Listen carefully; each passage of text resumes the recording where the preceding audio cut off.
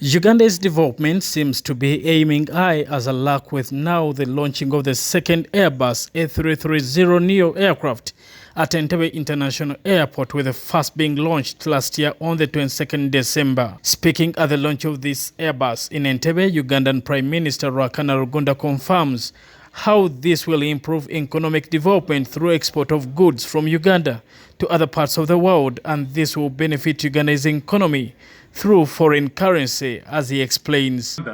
Instead of walking in terms of development, can actually run. And now that we have our own national airline, we have no excuses, because the airline is going to be the catalyst to Uganda's economic development. One of the big potentials of Uganda has been the question of horticultural exports. And we know that we have had big problems trying to get proper quantities of cargo at reasonable prices of horticultural products.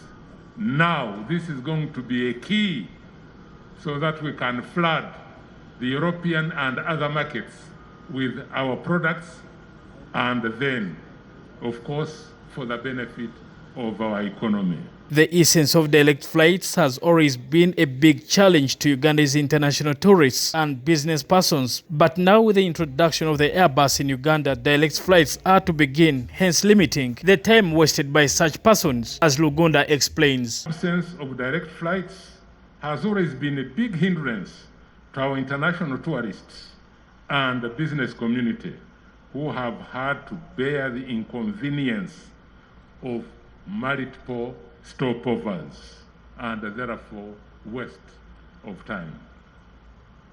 Therefore, with the introduction of direct flights by Uganda Airlines, our tourists are guaranteed of reduced journey times and an exciting experience. Works Minister General Wamala Katumba here encouraged Ugandans to patronize the Uganda Airlines, especially those flying to those destinations where the crane flies. This is a call for us as a country to really work hard, improve our tax collection, and improve on our revenue generation, so that we can be able to determine our destiny without relying on other people out there.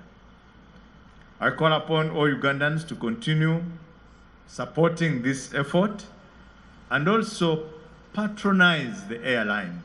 Patronize the airline. If you are flying in any destination where Uganda Airlines fly, please let the Uganda Airlines be your first call, unless if it's not there. Katumba also confirms how government is in process of reviving the East African Aviation Academy in Soroti, with an aim of training more pilots and engineers in Uganda's airspace. Ladies and gentlemen, government is in the process of reviving the East African Civil Aviation Academy in Soroti. They already showed you the director who's heading that training institute to train our pilots, but also the maintenance engineers for the aircrafts.